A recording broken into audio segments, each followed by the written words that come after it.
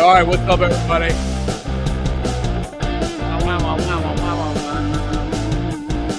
All right, this is something relatively new. What's up? My name is Jon Marks. This is After Hours. Questions, comments, suggestions. A lot of times on Tuesday night, and then it gets posted on Wednesday. Delco, Steve, and I do a little, day after Eagles discussion. We talk about whatever else. But we're live on a Monday night, Monday. And, lot to talk about. Not a lot of time. I'm going to try to keep this to 20 minutes. Questions, comments, or suggestions. Could be about Eagles, Cowboys, Phillies offseason, inside radio stuff, my show on 97.5 The Fanatic. But you are watching this on 97.5 The Fanatic's YouTube page. Make sure you like and subscribe, comment. And I'll be putting out several of these videos a week. We will not be doing the Wednesday video that comes up because, believe it or not, when we tape it on Tuesday night, tomorrow night, I am my studio, which is in my basement.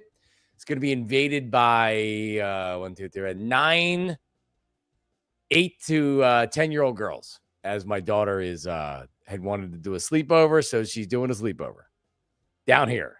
So they're all sleeping in the basement where my studio is, so I will not be recording on Tuesday night. So there you go.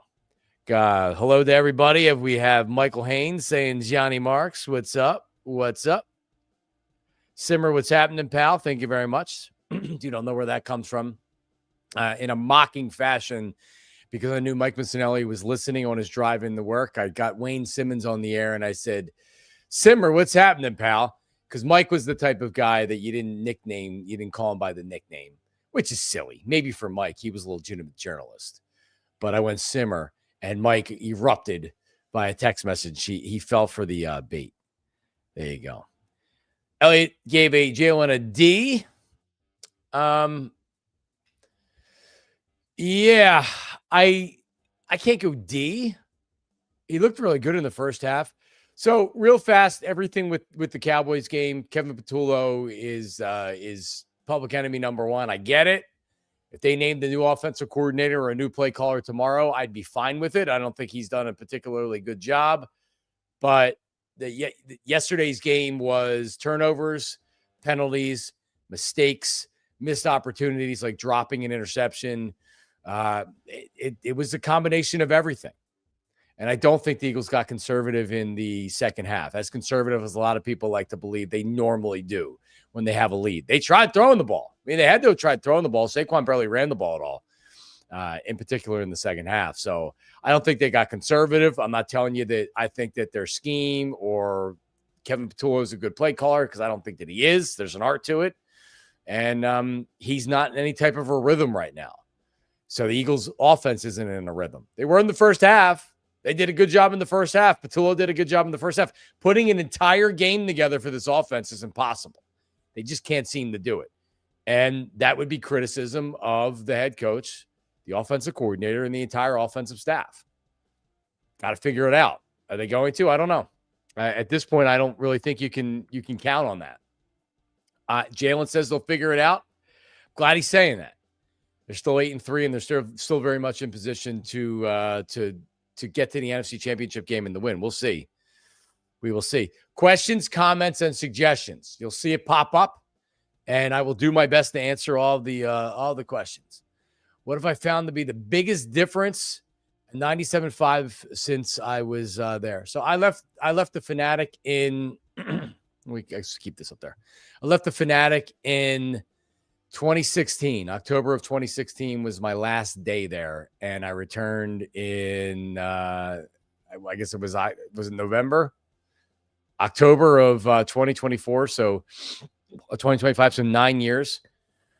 I guess the biggest change is just that there's not a lot of callers to the station, which I don't particularly like. I am a radio talk show host. I'm not a sports radio host. I'm a sports talk host. There's a difference. I like taking phone calls. I don't need to create a topic where I'm making up an opinion to get phone calls. But I like taking phone calls, and I like the personality of our listeners and our callers. I believe it adds to it having a great show. So, every show on the station can do whatever the hell they want. That's fine. My show will always include phone callers, and I want it to include phone callers. It's just I don't know if there's less listeners now or listeners that just been trained that we don't take a lot of phone calls. But like I'm not even at the station 2 months, so definitely want to start digging in and figuring out how to get my show going and how to get regular callers. I need a whole new pool of callers. The guys that I had at WIP are WIP listeners. Not a lot of them transferred over to me to 97.5. OG Wade didn't. Chuck from Mount Airy's called me a couple times, and I appreciate that because he's trying to be loyal to me. And Herb calls me all the time, but there's separate audiences. There really are. So I would love to be able to develop and get some new callers involved. What do we got here? How did the WI crew take your comeback to radio? All okay.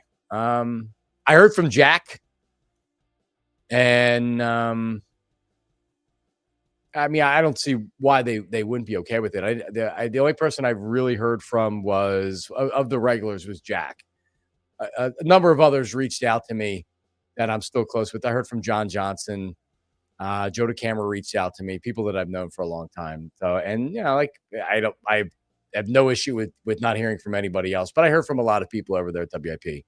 So I was off the air for almost 2 years.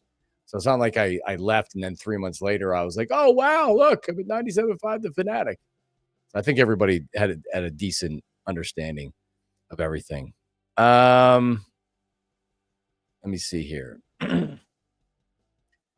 Need to make up a character. Osware, you make up a character. We don't need to make up a character. Don't need to make up a character. I just I need to. When I was working with Sean before at the Fanatic, and Sean's now working with me at least once a week or so, but we developed our audience. Doesn't happen overnight. It doesn't happen in 6 weeks. Sometimes it takes a year to where you really figure out what you are. Ray Dunn and I, my producer, we have really great chemistry and we work very well together so far. I know Harry, I know Sean. I'm working with Jason on Wednesdays, Jason Martinez. So I have people that I'm comfortable with and know how to do radio with. It's a matter of now, what's the show? What do we do? And everything else. So that'll be what we try to do going forward. It's, it's going to be challenging. We're going up against a monster. And I know that. And let's say that the score is 17-3. Well, 17-3, you score a couple touchdowns and you're tied. No, in baseball, 17-3, not football, baseball. We've got our work cut out for them. The only thing I can do is I can try to put on the best radio show and put on a better radio show than they do. And that's what I'm going to try to do. And that's what I'm striving to do all the time. I adjusted to many, many more commercial breaks. I have not adjusted to many, many more commercial breaks. And I do not like many, many more commercial breaks. And it is the biggest issue I have right now going forward. And hopefully that is going to be taken care of in the new year. But the commercial breaks, the 4 commercial breaks that I take an hour are impeding any type of flow to the show and is a major, major problem for me. And I appreciate the powers that be that have had many discussions with me about this, and I've remained honest with them, and they've remained honest with me. And hopefully, this is something that can change in the new year. But I do not like how many times we break per hour. I do not. Let me see here. Very hard to get in the rhythm.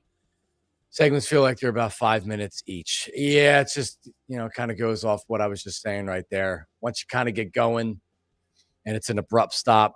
So I think there's numerous reasons why it happened. If you remember, they lost phone lines. The Fanatic, we lost phone lines before I was there, where they couldn't take phone calls for weeks at a time. So maybe that played into having the shorter segments and the longer breaks. Let's see what we have right here. I saw having Howard sit in for segments here or there. Howard Eskin. I love Howard. I would love to have Howard pop on from time to time Maybe I'd have to ask him, but I don't know if he's going to. Like, he's not going to come in for a show or sit in for a segment. But could I get him on for a segment? Yeah, I mean, I it's probably not likely, but yeah, yeah. But I love Howard. I'm a big Howard fan. No, I know not a lot of people want to hear that, but yeah, I'm a big Howard fan. Lot of whenever I open this up right here, I always get a mostly radio questions as opposed to sports questions, which I kind of like because it gets me a chance to talk about things that are more interesting. Black Gritty, I almost texted Black Gritty and said, "Yo, Black Gritty, you want to come on tonight?" But then I kind of ran out of time. I was doing some of my other freelance work, and I'm like, you know what? I'm not going to be able to get this done tonight. And then I'm down here and I did a couple recordings, and then my oldest daughter is sick. It's like she's not feeling well, so she's upstairs like about to puke in the toilet.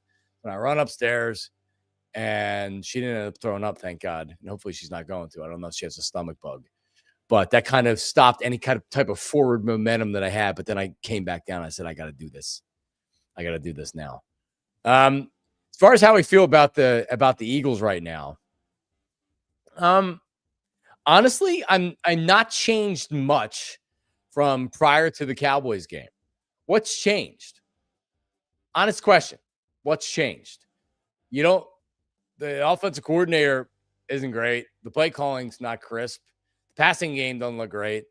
Jalen Hurts actually looked pretty good. The connection with A.J. Brown and Devontae in the first half looked good. Defense kind of got shredded, but I don't really blame them as much as I blame the circumstance. And Dak was firing the ball, and they were making plays, and you got to give them credit. It's a tough place. I don't know if it's a tough place to play, but like Cowboys were ready for it. They fought. They came back.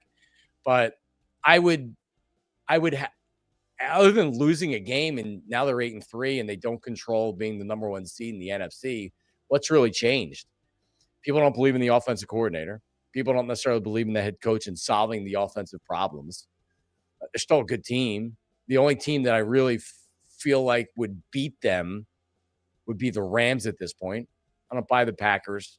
Lions, in Philadelphia, I don't know about the Lions. Anybody really in the NFC outside of the Eagles coming out and their offense totally sucking, I still think that they're the second or maybe the third best team in the NFC. Not a whole lot's changed losing to Dallas, other than it was a 21-point lead that they squandered. It was a horrible loss. It's an all-time meltdown by the Eagles. That's there. So if that affects you, which it's going to for Eagles fans for a couple days here, which is totally fine. Yeah, it's annoying. But what really happened in the game to where you're like, oh crap, like no, the Eagles are screwed. I honestly don't feel any different about the team before that I do right now. Still think they're okay. Are they going to win the Super Bowl? Probably not. They can't run the ball. For all that Kevin Patullo sucks, and you're right, you're probably right. But, Kellen Moore being the savior. Oh, Kellen Moore. They'd be undefeated right now with Kellen Moore. Would they? Kellen Moore last year, who just essentially after the bye week said, we're going to run the ball with Saquon Barkley and Jalen's not going to pass the ball a lot. He's a better play caller than Kevin Patullo. But what would Kellen Moore look like last year if Saquon Barkley was getting 2-3 yards a pop? If that. It wouldn't have been winning any Super Bowls. That's for sure. So it sucks because there's nothing the Eagles can do that's going to satisfy Eagles fans in winning another Super Bowl. And it just feels like it's not going to happen now. Doesn't it? Feels like that they're just a little bit off. The Rams have that look. Now we're only 11 games in, so we'll see. But the Rams definitely have that look. But outside of the Rams, who in the NFC is far superior to the Eagles? Vikings? Well, the Vikings suck. Seahawks? No. San Francisco, look out. San Francisco might be sneaky. They're 7-4. How about the NFC in general being top to bottom? San Francisco's holding the last playoff spot right now at 7-4. Detroit has the same record, so that could come down to tiebreakers. Now, the Bears may not end up winning that division, but if you're the number 2 seed, you don't get the bye. You could be playing a San Francisco. You could be playing a Detroit. or Green Bay, whoever doesn't win the North. So it's not going to be easy. This is going to be as far as the playoffs, a matter of matchups. Right? Last year, the Eagles didn't have home field. They ended up having home field because Detroit lost to Washington. What happens this year? I don't know. But I don't feel horrible about the Eagles. I don't. I just don't. Let's see what we got here. Let the foot off the pedal. But if you look at the run pass, they really threw the ball a lot. The biggest problem, and I don't have my notes from earlier, the biggest problem is that any type of momentum that they did get was gone because of penalties. You had the long reception that Dallas Goedert wiped out. You had the long reception that Devontae Smith wiped out because of the Fred Johnson legal hands to the face. You had where you had A.J. Brown. You were essentially in field goal range, and then you had the offensive pass interference, which was a crap call.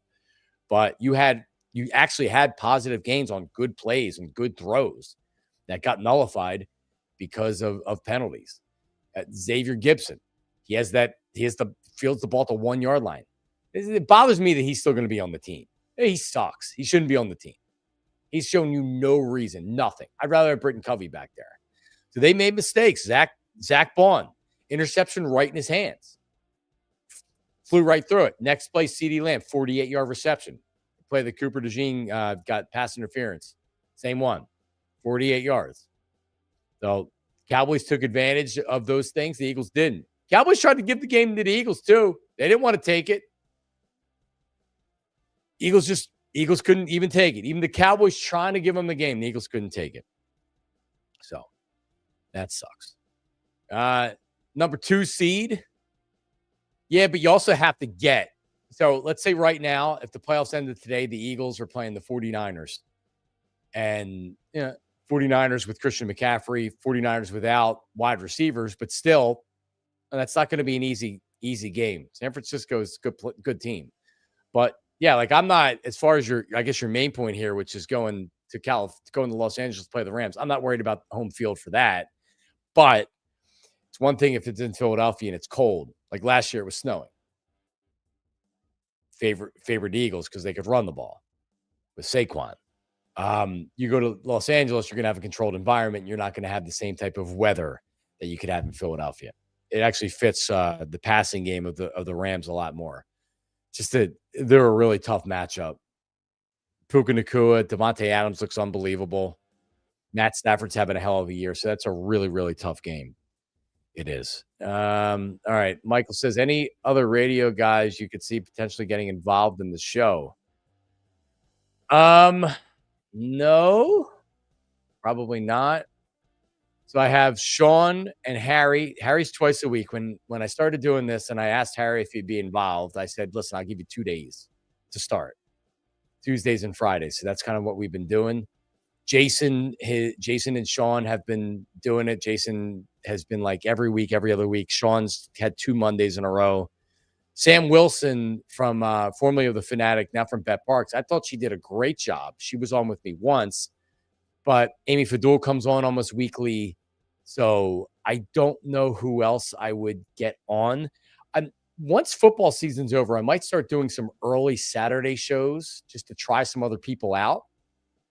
Like my guy Maniac Malloy from Bet Parks, I'd love to hear on a 2-hour weekend show. So it's possible that I get some more people in there, but it's right now I feel like that we have the guys and the gals that we're going to be doing it. More Eagles stuff here. Beating the Rams, law of averages waiting to kick us in the ass. Totally agree.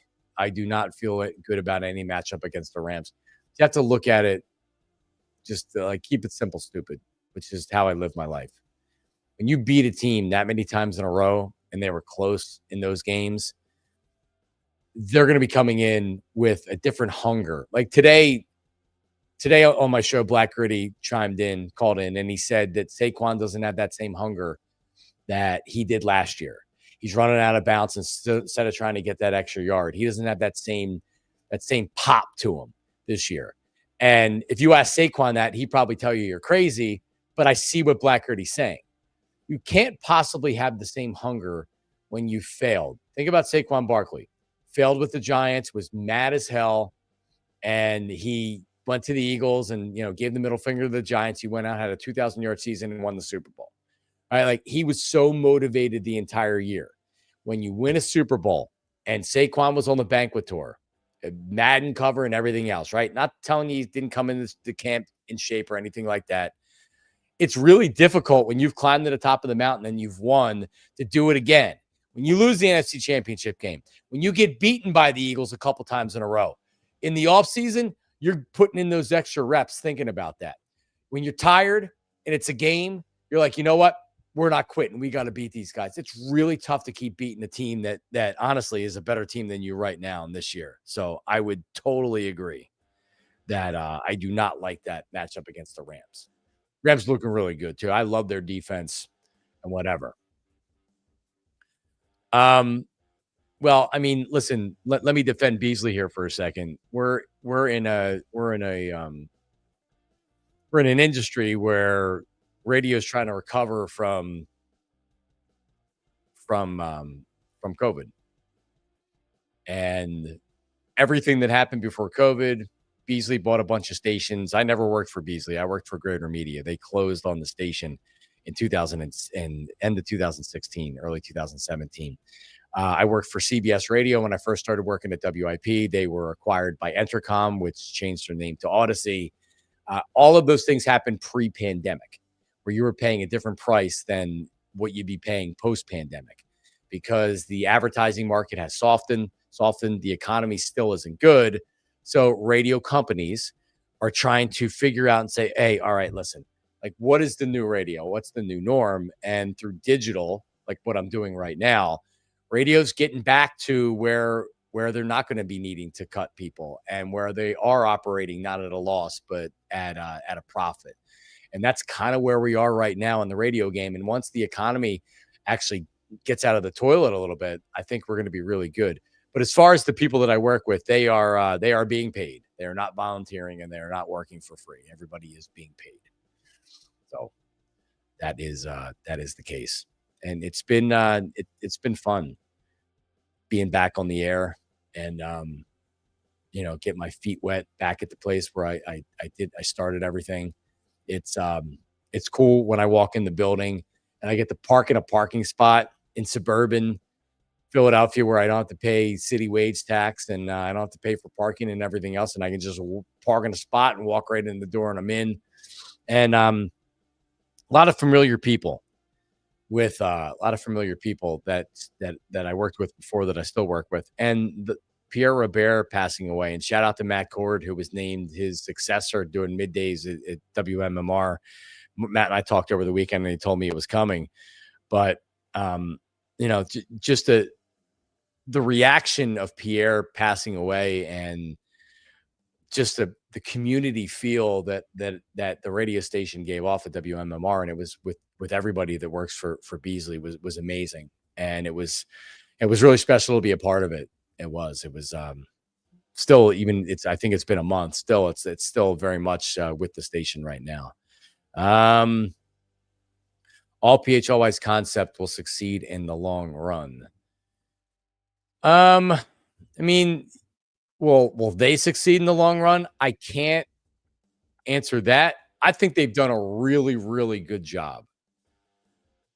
Especially, honestly, since I've left, they've made some changes, and they're doing a lot. They're doing a lot of common sense things on their social media, on their Instagram and things like that, which I'm happy to see.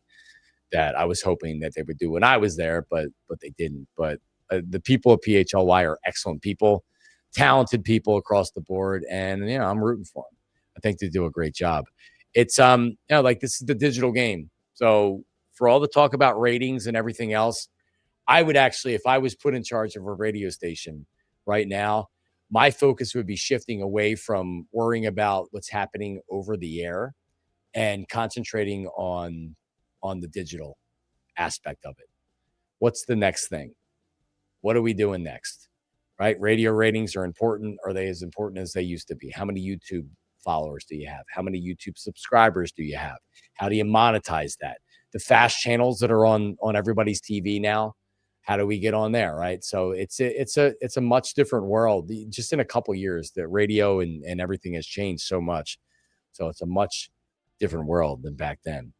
I didn't even see what was going on in the Monday night game. I saw that the 49ers were winning. I had the 49ers minus 7.5, and it's 20-9. So we're getting a cover with a couple minutes to go in the game. All right. Thank you for your questions, comments, and suggestions. Remember, subscribe and like to my social medias and my YouTube at Jon Marks Media, and on the Fanatics YouTube page, as we got to get those subscriber numbers. We got to bump them up. So smash that subscribe button and look for me every week. I'll be doing a couple of these every single week. Until then, I'm Jon Marks, and I'm out. See ya.